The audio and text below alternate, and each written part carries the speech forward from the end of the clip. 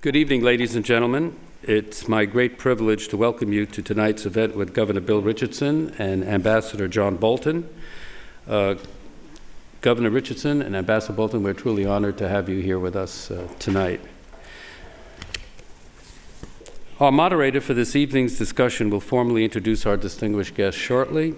The bios of all the participants are in your programs. It's my pleasure to recognize at my side Dean Lawrence Sager. Dean Sager has led the University of Texas School of Law since 2006. He is one of our country's foremost experts on constitutional theory, and he has taught at many of the finest law faculties in the United States. I am proud to say that the cooperation between the Baker Institute and the University of Texas School of Law is certainly increasing, in no small part through the establishment of the James A. Baker III Chair in the Rule of Law and World Affairs at UT Law. In this respect, I would like to recognize the namesake of the chair, who we are honored to have with us tonight, Secretary James A. Baker III.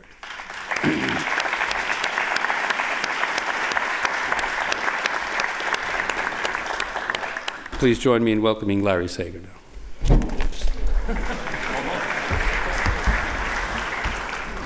The drama's begun a little too early here, I'm afraid. I want to thank the Ambassador, the Baker Institute, Rice University for this event, which is just a splendid way of inaugurating the James Baker III Chair at the School of Law, the University of Texas. That chair is a chair in the Rule of Law and World Affairs, and it's intended to represent our commitment at the law school, not just to the study of, but to the promotion of principles of reason, order, and law in our affairs of the world, out between states and within states.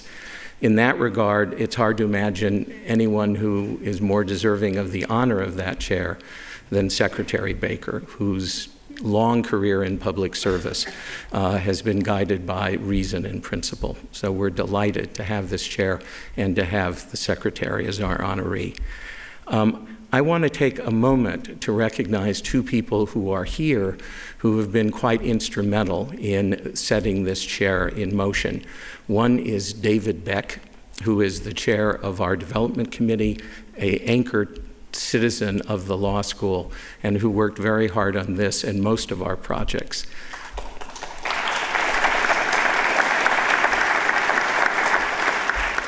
And the second, will come as no surprise, is Joe Jamail.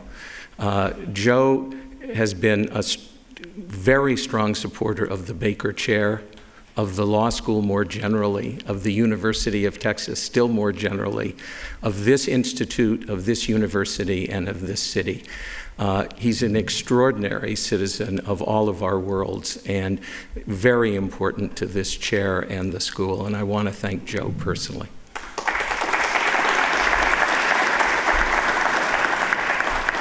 Finally, I don't want to anticipate introductions, but I want to thank our participants for providing this discussion. The United Nations, at least, was intended to be the cradle of the rule of law in world affairs, and their careers intersect in their service at the United Nations. And so we will get, among other things, possibly differing reports from the cradle tonight. Thank you all, and thank you as participants.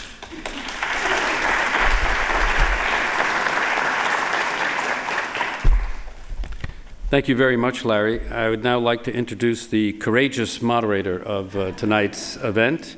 He has confided to me that he is wearing body armor. Just kidding. Please note that there are question and answer cards available on your chairs, and they will be collected by our staff and given to our moderator during the programs. Eric Shawn is a respected journalist who has covered the United Nations in depth. Having been with Fox News since the network's inception, he has interviewed United Nations Secretary Generals Kofi Annan and Ban Ki-moon and report on many of the most important stories in recent memory. Ladies and gentlemen, please join me in welcoming Eric Shawn, Senior Correspondent for Fox News. Eric?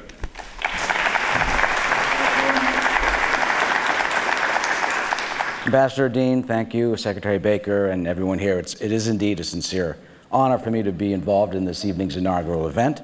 The program says I'm a moderator, but I consider myself really the boxing referee. We have two heavyweights of international affairs, in some ways two men who could not be more dissimilar, but also similar. A man of the East and a man of the West, one who went to raise the highest levels in Republican administrations, the other a Democrat, but both who served as United States representatives at the United Nations. Governor Richardson in 1977 to 98, Ambassador Bolton in 2005 and 2006. They're waging in the arena that Daniel Patrick Moynihan, one of their predecessors, called a dangerous place, which was actually the name of Ambassador Moynihan's book. They defended America's interests, our values, our freedoms, in an arena that sometimes is hostile to us. And we just saw recently with President Ahmadinejad's visit, criticizing the West and America, the type of arena that sometimes can be. When the Iranian president spoke about 9/11 and said that the United States government was partly responsible for it, he was applauded. 33 nations walked out on that speech admirably, but there were 192 nations at the United Nations, which means 159 theoretically stayed in their seats. Tonight we will talk about the role of the UN and international affairs, the major issues, Iran, Afghanistan, the Middle East peace process. So let's first begin immediately, and I will throw this to Governor Richardson, about the role of the UN. Has it been diminished? How can it be increased since it's faced such trouble? Well, I will start out just by thanking Secretary Baker, Ambassador Derision, the great Joe Jamail, and all of you for being here. I'll start out with what President Obama said about the UN in his recent address. He said it's imperfect, but indispensable. I would add the word frustrating, but I would stick to the useful and indispensable. I think it's going to increase in its importance to us. Why? The threats that America faces are transnational. They're not individual nations. They're terrorism and Al-Qaeda. It's nuclear proliferation, Iran and North Korea. It's pandemic diseases. It's climate change. It's also weapons of mass destruction and nuclear materials, unsafe nuclear weapons. And if we are going to provide American leadership, if we're going to deal with these issues effectively, we need international support. And the United Nations, for at least the major threats and challenges to America today, sanctions that we need to put on Iran and North Korea, rebuilding Iraq, defending our interests in Afghanistan, providing political development and stability in Afghanistan, I believe the UN role is essential, although imperfect. I will just make a little caveat here because Ambassador Bolton, who is very skilled and does this full time, I have to run a state, so if I forget the UN resolutions and he rattles them off, I hope you excuse that. Well, Ambassador Bolton, you once famously said if they knock the top 10 floors off the UN building, no one will miss it. Right, which is a comment about most governmental institutions, I might add. Look, the UN is a vast and sprawling enterprise, and that's part of its problem in a sense. There are many parts of it that do good work. The technical and specialized agencies that you don't hear much about have historically done good work, and I think probably will continue to do so. But where the UN has failed utterly from the founding was its principal political institutions, the General Assembly, the Security Council, its human rights decision-making mechanisms. For the second half of the 20th century, the great struggle of the United States, the great struggle of free nations everywhere was the contest with communism, and the United Nations was utterly irrelevant to that. When the Soviet Union collapsed, many people thought that there could be a rebirth of the UN with the gridlock of the Cold War removed. But if you look at the Security Council's role, in the struggle against the proliferation of weapons of mass destruction, in the struggle against international terrorism. Its role is essentially marginal. The UN, to this day, has not been able to agree on a commonly accepted definition of terrorism. And I don't see much prospect that that's going to change.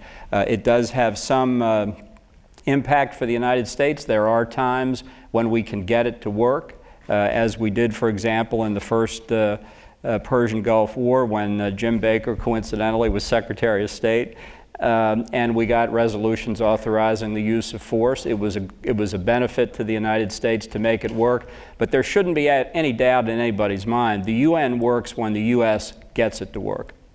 You mentioned Secretary Baker's role in the Desert Storm at the time.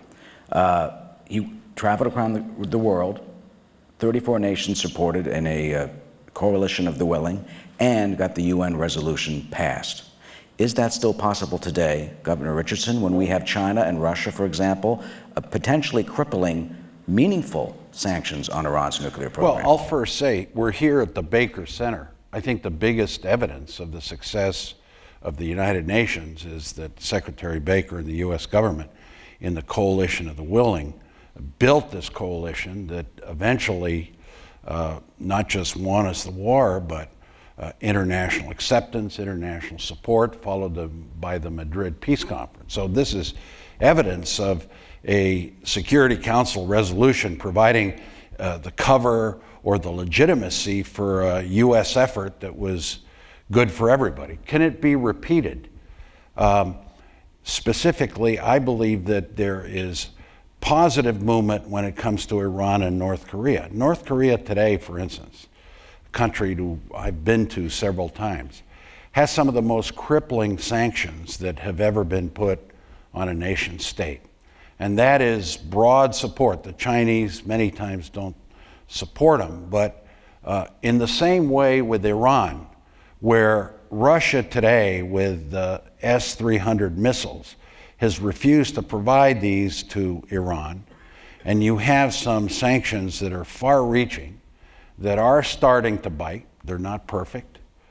But again, the international community wrestling with the two major challenges, which I believe are the weapons of mass destruction and proliferation in North Korea and Iran, the UN is the vehicle, not perfect, to put some kind of restraint on these regimes.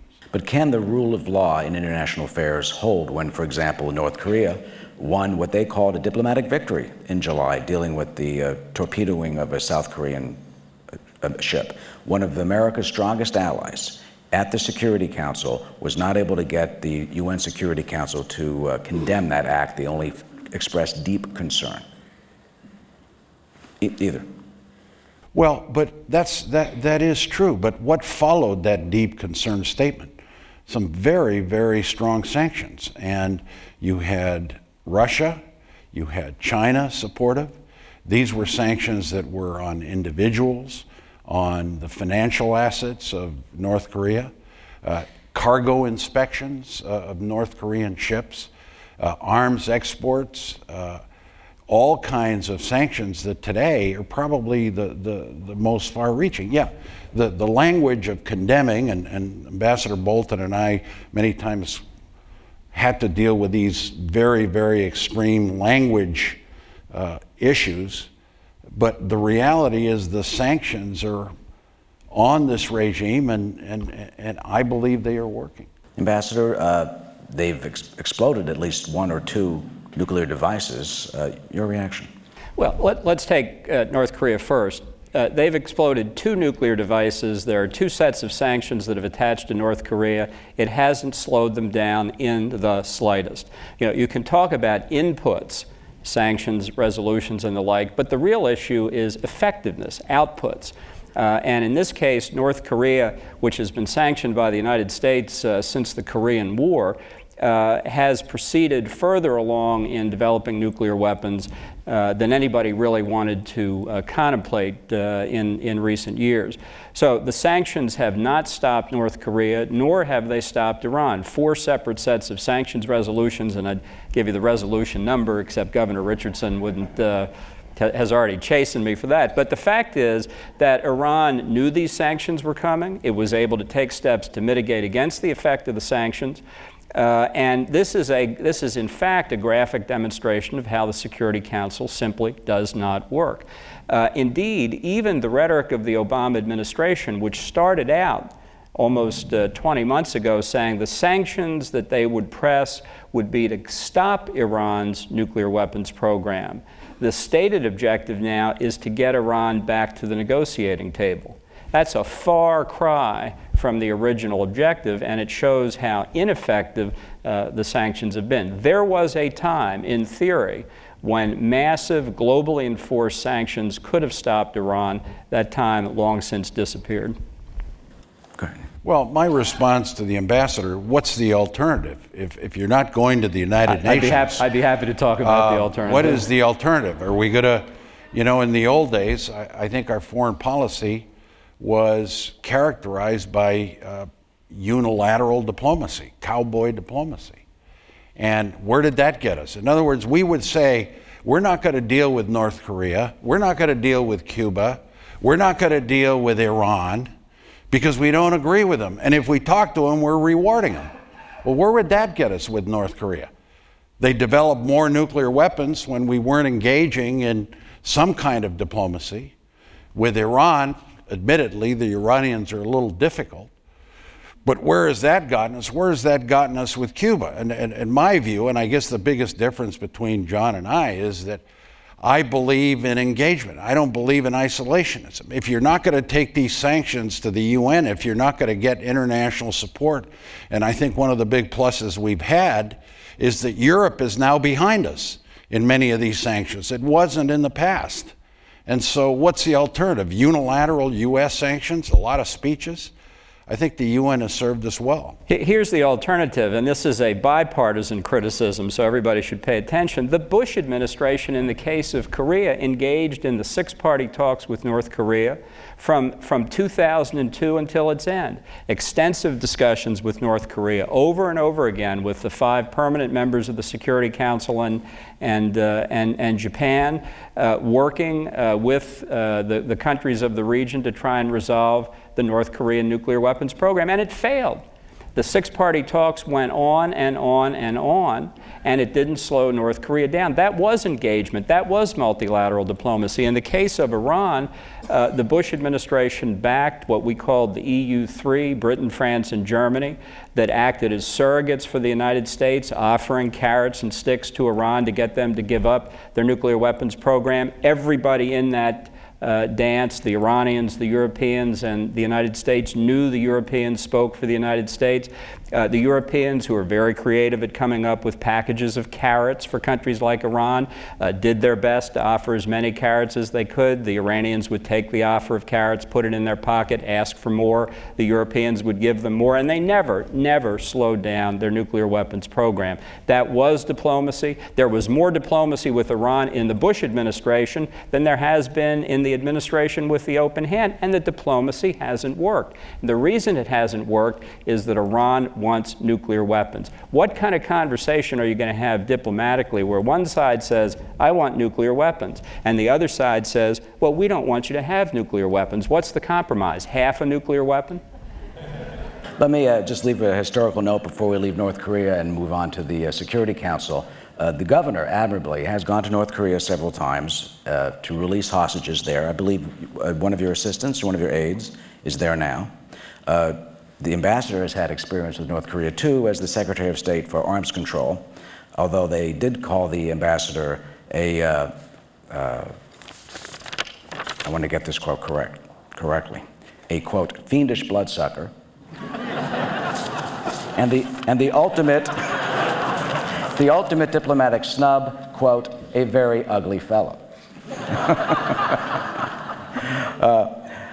The Security Council and Iran, but let me move to something that Kofi Annan had said back in 1999 during Bosnia and Kosovo, and this deals with the Security Council being the sole source of legitimacy on the use of force. Let me read you the Secretary General's quote from that time.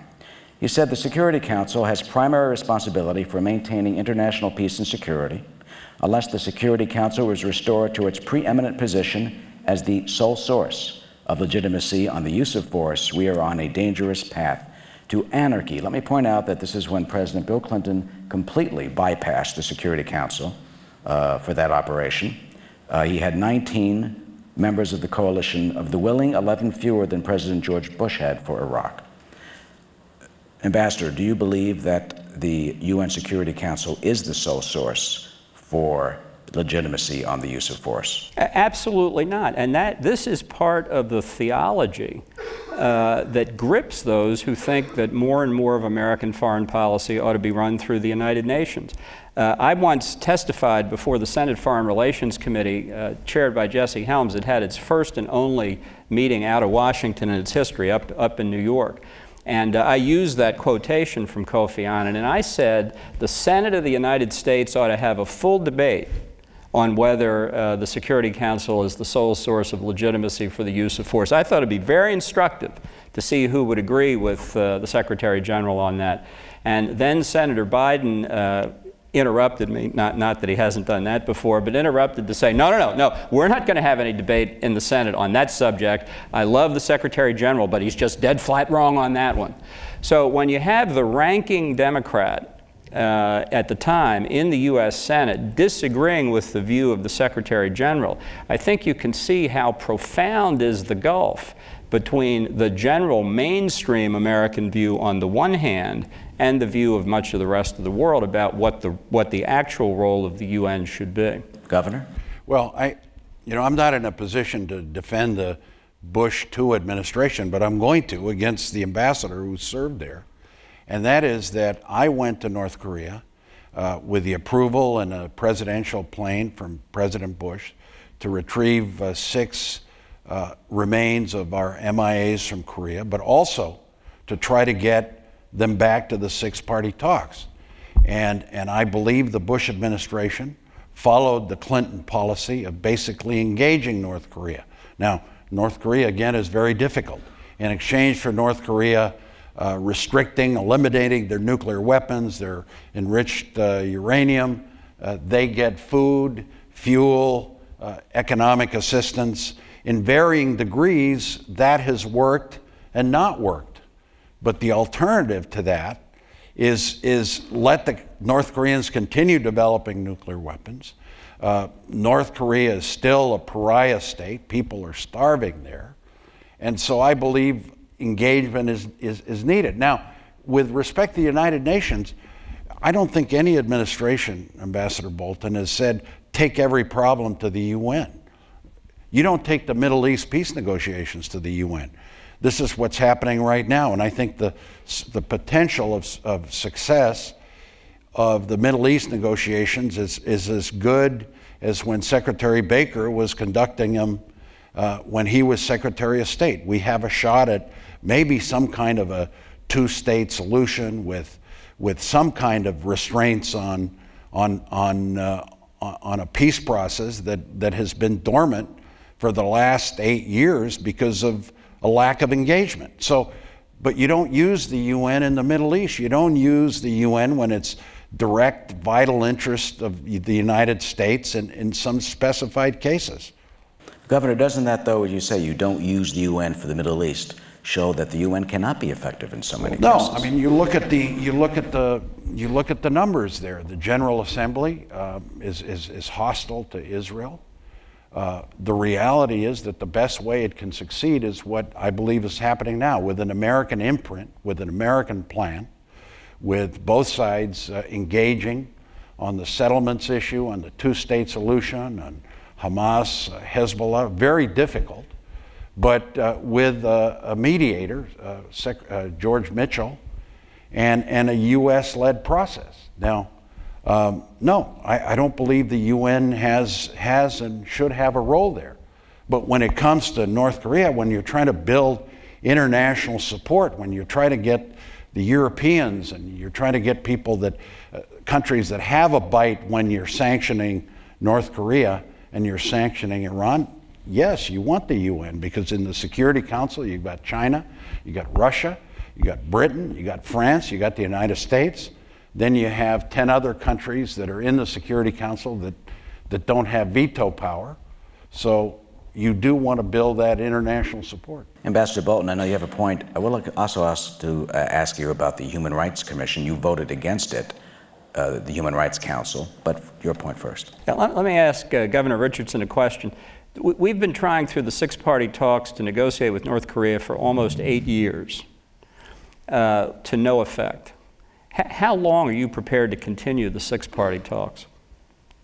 Well, if there's a better way to do it, some have proposed, Ambassador Bolton, that within the six-party talks, while they're taking place, the United States and North Korea talk directly.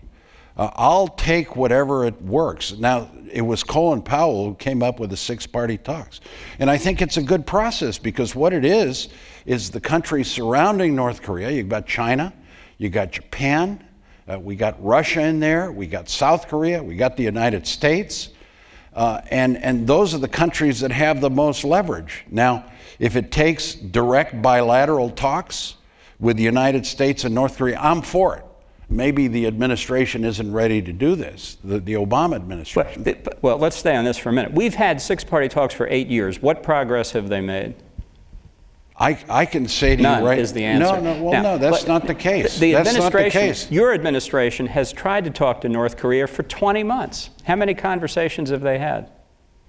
About more than you had, more than the Bush administration had. In that 8 years, North Korea's nuclear program has continued to the point where North Korea was building a nuclear reactor in Syria because of its long-standing cultural ties with Syria? No, because it was building a nuclear reactor. But is it not the case, Ambassador Bolton, is it not the case that while there was an agreed framework in the Clinton administration with North Korea, that North Korea did not during that period when there was a deal over 9 years? Is it not the case that there were no nuclear weapons by North Korea built and there was some lessening of tension? You are flatly wrong on that. Well, almost from the time the ink was put on the agreed framework in 1994, North Korea launched on a completely separate program through uranium enrichment to acquire nuclear weapons. We confronted North Korea with the evidence of that in the fall of 2002 in Pyongyang, and North Korea admitted it. So the agreed framework did what diplomacy does too often in the proliferation world, what the Iranians have done with great advantage.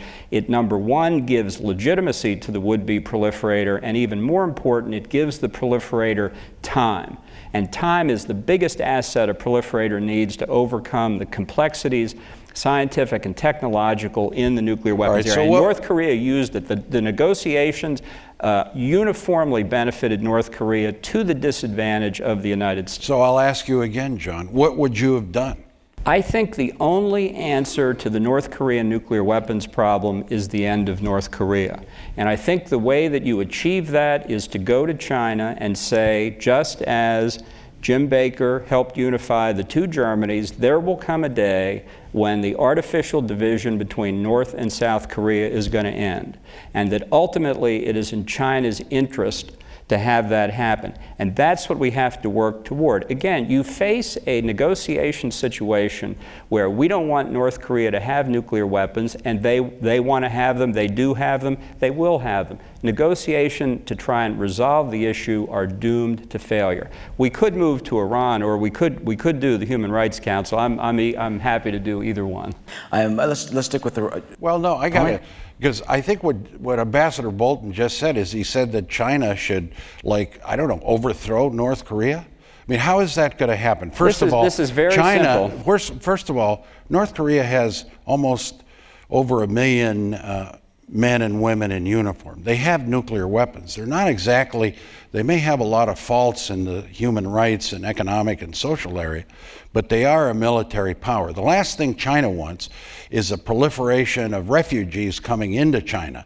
So it's not that easy to say, and China in many cases, and you know this, they say that it has the leverage of food and fuel on North Korea, but it's not willing to exercise it. So what makes you think China is going to promote this regime change? I just want to again, factually deal with the premise that you posted. Sure, absolutely. And here's the fundamental problem, and this is the problem that underlies the six-party talks and the resort to the United Nations, is right now China's policy is schizophrenic. It does not want North Korea to have nuclear weapons because it fears that other countries in the region, like Japan, in turn will develop their own nuclear weapons program in response. But it's unwilling to do what it's unwilling to do what's necessary to eliminate that. Actually, within the Chinese leadership, I think there is a profound understanding that North Korea is a huge burden to China. And it is the case that China, which supplies 90% of North Korea's energy and supplies vast amounts of food and other humanitarian assistance to keep the North Koreans on their side of the border, could exert leverage over North Korea unequaled by anybody else. And that is, in fact, a moment we are approaching. When Kim Jong-il dies, when the actuarial tables finally take hold, there will be instability in North Korea, and that is both a grave risk, but also the opportunity to achieve reunification. Governor, the Kim Jong-il's son's 29 years old and just was promoted. Well, it looks like he's going to be the next leader, and I think this is why North Korea in the last few months, they haven't been wanting to engage in negotiations with the U.S. or the six-party talks. They've got a succession issue. And I don't know where it's going to end up. It is obvious that this youngest son is going to be taking over, but that doesn't mean that Kim Jong-il is going to step aside for the moment. Will the military accept the son? Probably, but this is a very uncertain period. And my concern is that if you isolate them, if you keep them outside of the mainstream, if you keep them sanctioned, and I agree with the Obama sanctions, and not engage them, you're dealing with individuals in a country that is very isolated. They're unpredictable. They're not like you and me. They don't negotiate like us. So I'm concerned. The point I wanted to make was with Ambassador Bolton was the Human Rights Council. I think he said that the U.S. was not a member of the Human Rights Council at the United Nations for reasons that he wants to explain.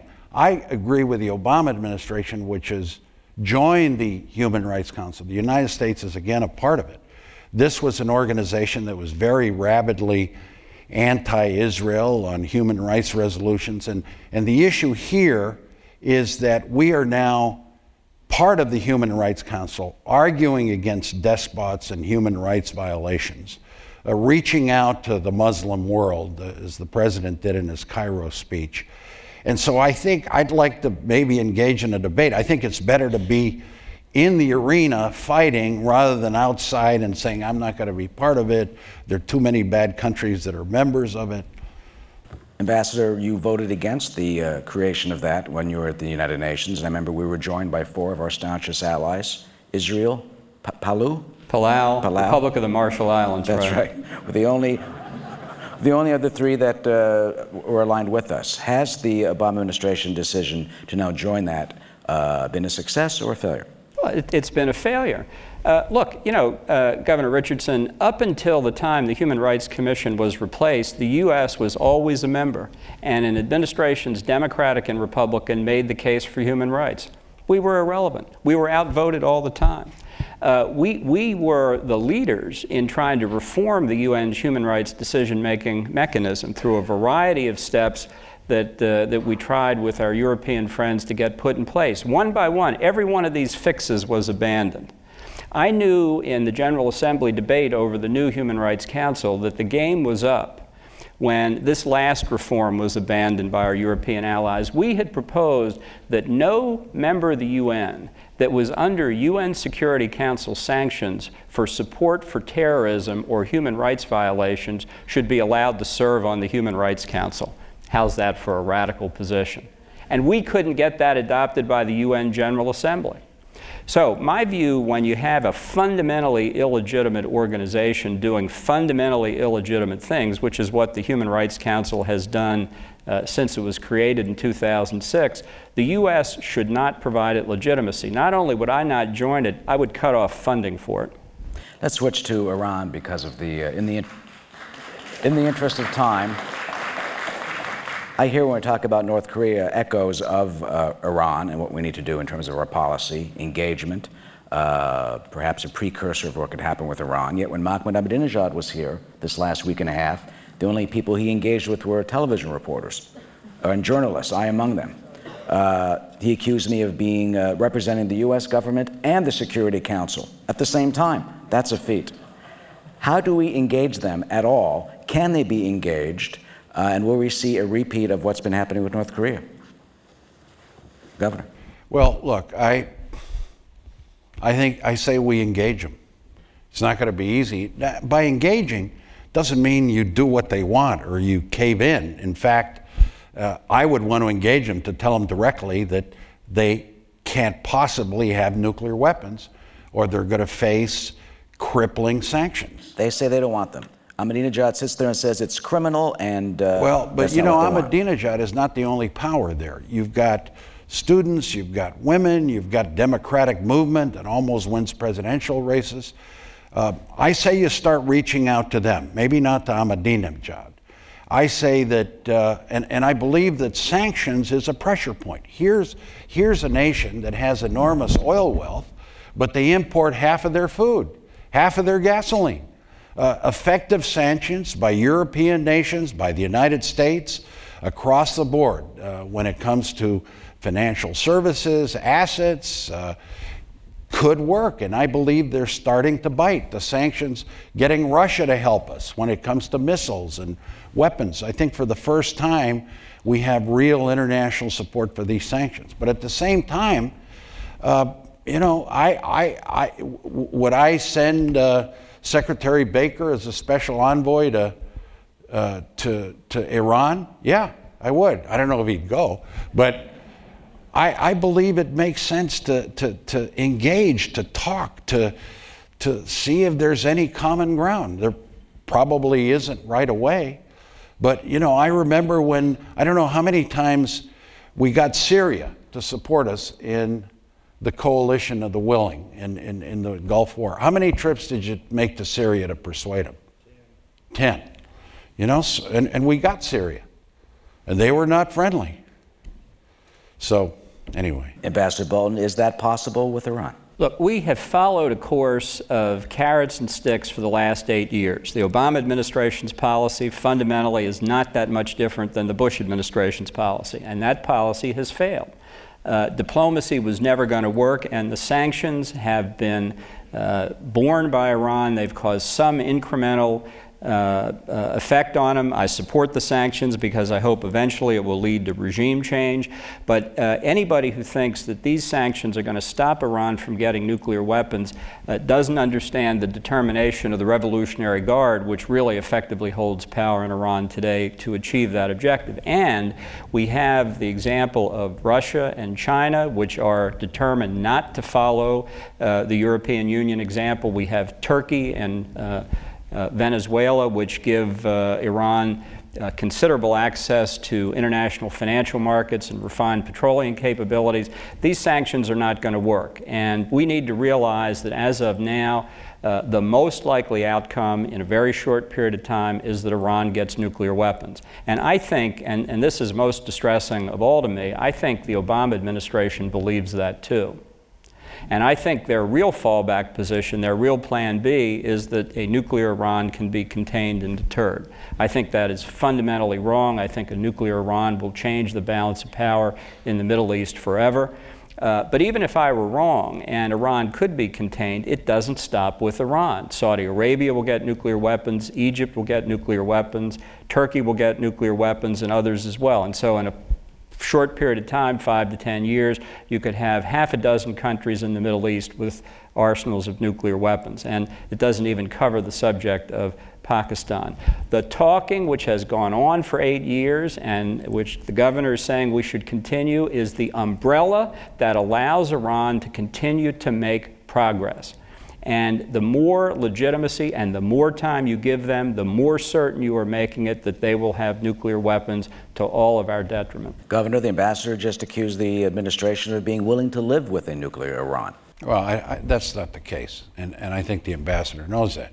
But what I just hear from Ambassador Bolton is that What the answer is that if you refuse to engage, that if you engage, you're rewarding somebody. You're giving them legitimacy. Well, you know, if I'm looking at a country that is building nuclear weapons, that's a major power in the Middle East.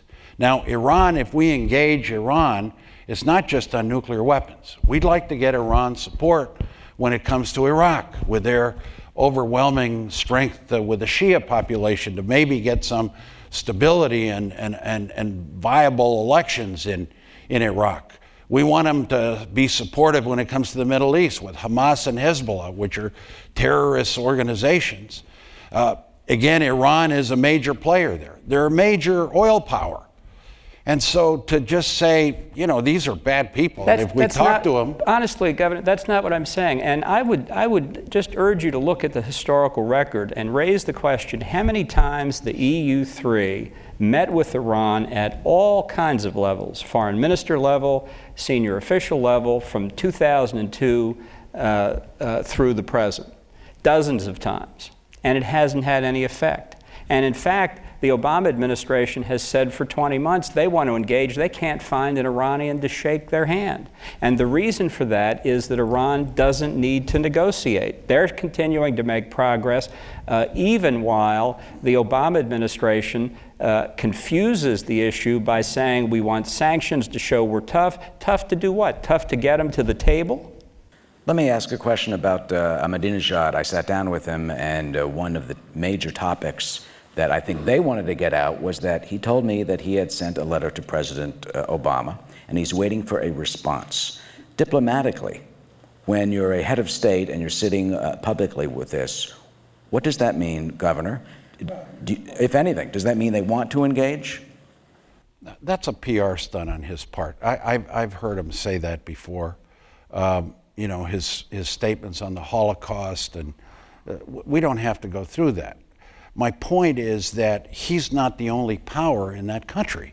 It's the Khomeini and the religious leaders, it's members of the opposition, and to say that he is the absolute ruler is not the case. And my point is that by engaging these other entities through cultural diplomacy, educational diplomacy, business leaders, you know, Joe Jamail going there, and that this is good.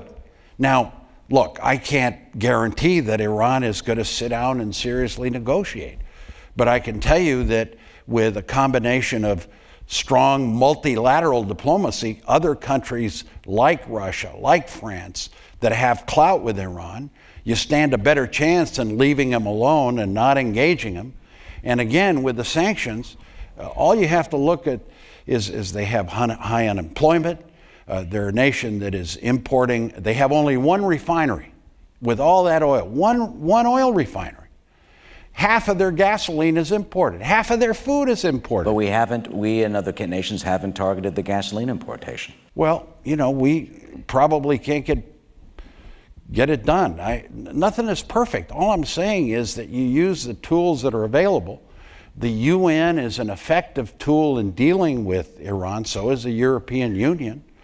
And again, I would go one step further. I would engage them directly.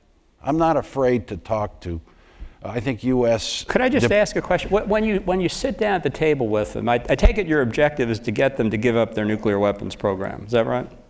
One of them. Okay, so what would you say to them? My objective too, John, is to get them to negotiate in Iraq, to stay out of the Middle East, to be responsible energy partners. So you'd say, we think you ought to give up your support for Hezbollah in Lebanon. No, this is what I would say to them. I would say, look, we think that you have a right to peaceful nuclear energy. We think you have a right to have a nuclear fuel cycle. We, the European community, will give you customers for your energy.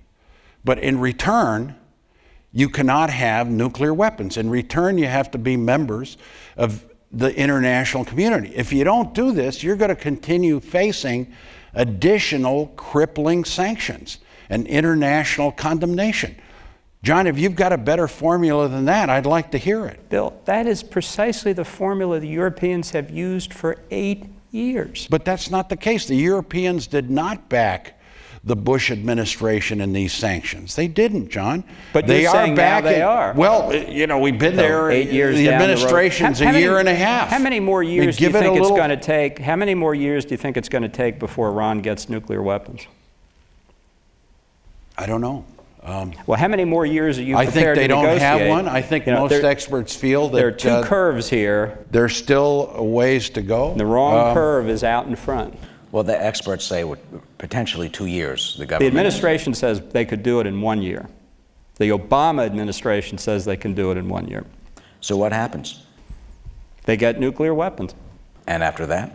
And then after that, I think we're at very grave risk of a multipolar nuclear Middle East, where the potential for a nuclear exchange, literally having nothing to do with Israel, is very, very high. If you didn't like the bipolar nuclear standoff of the Cold War, imagine the multipolar nuclear standoff that will result after Iran gets nuclear weapons. Governor, last word before we move to questions. I wasn't listening. So look, my final point. I know. My final point is since it all comes around to the United Nations, is that this is not a perfect institution, but I think with U.S. leadership at the United Nations, in the international community, and I believe we've restored our role internationally. You know, we've been able to have a global financial strategy that countries are working together on. I believe the sanctions on North Korea and Iran, international efforts to deal with Iraq, rebuilding of Iraq, and bringing some kind of stability to Afghanistan, very difficult. Dealing with climate change, which is something we haven't talked about, which I think is enormously important. Dealing with pandemic diseases, dealing with international drug trafficking and crime and violence. These are new transnational threats. That the United Nations is a key component of that strategy with U.S. leadership and getting international support. I hope some of the one question comes on what I think is the most important region for us that we haven't talked about, and that's Latin America. And I hope that somebody asks that, because we haven't talked about that, and it is very important, especially here in Texas and the border. Well, let's go to these questions first, and it's about North Korea and Iran. What are the problems with dealing with North Korea militarily and with Iran militarily? Well, I think the current difference between North Korea and Iran is the major difference is that North Korea has nuclear weapons, which makes it singularly unattractive to have a military outcome. That is the reason I have believed so profoundly that we have to stop Iran from getting nuclear weapons. I've described what I think the answer on Korea is, which is the reunification of the two Koreas. On Iran, I think you can count on Iran getting nuclear weapons sooner rather than later. The only thing that stands between Iran and nuclear weapons is a preemptive military strike against the nuclear program. I think under the Obama administration, the chances for that are zero. In the Bush administration, the president used to say it's unacceptable for Iran to have nuclear weapons. I used to think he meant unacceptable. Obviously, he didn't. We'll have to see if Israel thinks it's unacceptable. Twice before, they have struck a nuclear program in the region to prevent a hostile nation from getting a nuclear capability. They have not so far. They're under enormous pressure from the Obama administration not to use military force. I don't know what they're going to do, but if they don't, Iran will have nuclear weapons. And Governor, do you believe Israel could strike? I think it's important that all of us, through diplomacy, through multilateral efforts, try to prevent something like that. But again, you know, a nation state has to protect their own national security interests. And I hope it doesn't come to that, but I do believe that the best chance to deal with Iran is multilaterally. But conversely, I'm saying find ways to penetrate that veil of lack of understanding and knowledge of that culture. This is why I believe the best tool is diplomacy. It's talking to one another. It's negotiating. It's finding common ground. It's finding ways to relate to human beings. And it's not just militaries. It's not just diplomats. It's people. It's institutions. It's schools. It's student exchanges. It's cultural ways that we can understand each other better.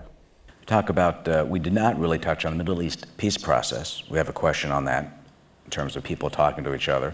The UN Security Council resolutions 242 and 242 and 338 are the bedrock of the principles for land for peace. Have these UN resolutions been totally undermined by Israeli settlements and policies? Well, the answer to that's no, but I think that the effort to find a two-state solution has failed. I don't think it can succeed. I think continuing to pursue it is a mistake. I've offered what I call the three-state solution, which is you give Gaza to the Egyptians, you figure out what the division of the West Bank is, and you return control of the Arab areas of the West Bank, whatever they turn out to be, to Jordan. I think that's best for the Palestinian people. I think pursuing this political abstraction of a Palestinian state doesn't do anything for the daily lives of the Palestinian people. I don't think there's a viable economy in a two-state solution. And I think for the future of the Palestinians themselves, the best lives they could have for themselves and their children lie in a three-state solution. I recognize that that's probably even more unpopular than the two-state solution, and I think that's a reflection of how victimized the Palestinians have been, not by the Israelis, but by others in the Arab world. Well, I totally disagree with that. But right now, I just checked the AP, the Associated Press, right before this because I knew there'd be a question on the Middle East peace negotiations. Apparently, the Israeli cabinet is meeting right now whether to extend the settlement freeze. And I hope they do. I think even for 30 days to try to find ways to return to the negotiating table, which involves the two-state solution. You know, every administration, Republican and Democrat, lately has advocated the two-state solution. I give credit to President Bush. Is it 44 or 42? George W. 43. 43, okay. Well, that I believe that is viable. I don't know about this three-state solution. My hope, and what is encouraging, is that for years we didn't have a Middle East peace envoy. We were disengaged from the Middle East peace negotiations. Now we're back engaged. I believe that makes sense. It's American leadership that I believe can make the difference. Thank you. Ambassador Bolton speaks of the UN as a single corporate entity, but it is composed of individual states playing politics. Are you suggesting that the UN needs basic rule change?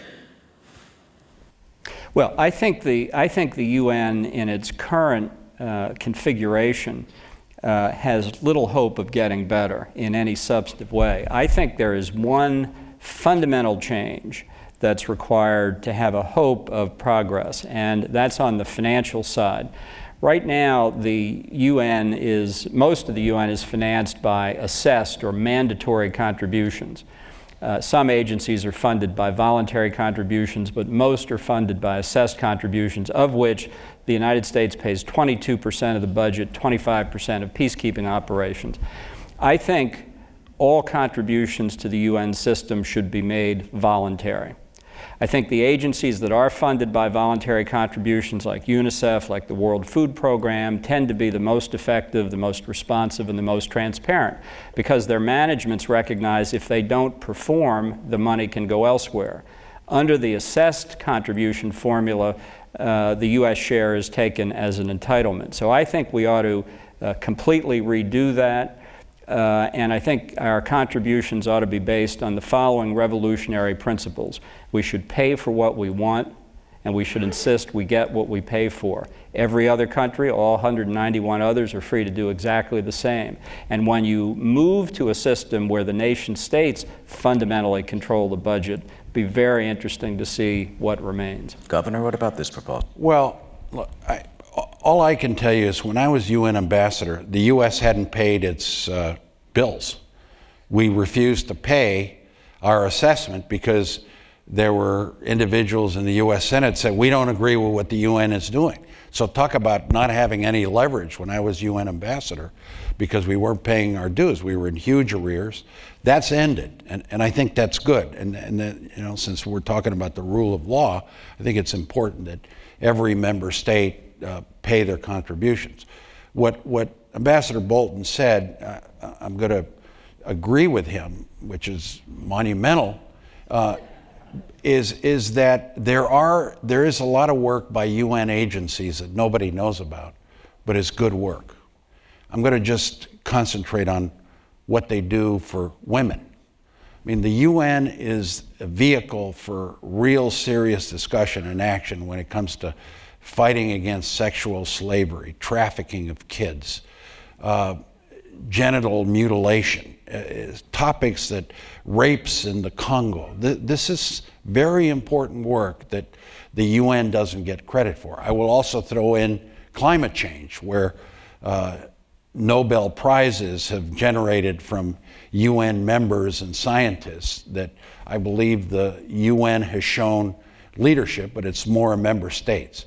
And then lastly, the ECOSOC, the UN Economic and Social Council, and many other of the UN agencies that deal with health, that deal with environmental issues, that deal with medicine, as I said, that deal with women, do very important work that is not acknowledged and should be commended. And may I point out that the World Food Program feeds 103 million people a day who likely would not be alive because of that. And funded by the United States well in excess of 22% because we feel it's an effective program. And I think that should be the measure. And I might say it's also consistent with the Gingrich-Mitchell report on the UN. They don't go as far as I do, but they also recommend moving in the direction of more voluntary contributions. We're getting short on time, so let's go through these final questions. The UN thus far has failed to halt recent genocides in the Sudan, Cambodia, and Rwanda, and many other places. In your opinion, is this from the UN's inability to use deadly force or from ineffective diplomacy? Well, I would say it's a combination of both. I would have a permanent UN peacekeeping force, because what has to happen many times is there's a crisis, there's genocide, there's peacekeeping needs, many times in Africa. And, you know, we forget about Africa. That's wrong, because I think there's 16, 17 conflicts that are going on when people are killing each other, and it doesn't get the press that the rest of the world does. But my point is that if you have a permanent UN peacekeeping force, at least you can deploy it more effectively. The second issue here, and I'm moving into John's view, is that if member states don't want an effort to clean up the genocide in the Sudan or in the Congo work, it happens when there's no support within the UN system. So you can't blame the UN itself. You got to blame the member states that may not want a resolution of an issue. Ambassador, does the governor have a point? Well, it goes to the fundamental structure of the United Nations itself, and that's why in its political decision-making organs it has been so ineffective. It's not, in the peacekeeping area, it's not a problem with deploying peacekeeping forces. There are over 24 out there. It's that the Security Council, having deployed peacekeeping forces, can't resolve the underlying conflicts. And that is a failure that shows no sign of changing. let's just take a few. Here in this hall in 1997, Jim Baker signed the Houston Accords to resolve the problem in the Western Sahara, dealing with a peacekeeping force that was deployed in 1991. We're about to come up on the 20th anniversary of MINURSO. It shows no sign of going away. You could look at peacekeeping forces between Eritrea and Ethiopia, now in their 11th year, showing no sign of going away. The trouble with the UN Rapid Deployment Force is that somebody will rapidly deploy it, and then you won't be able to figure out how to get it out again. That kind of failure means the UN then becomes part of the problem itself. And until the Security Council figures out how not just to deploy peacekeeping forces, but to resolve the underlying problems, you have a risk of not only not resolving the problems, but perpetuating them and making them worse.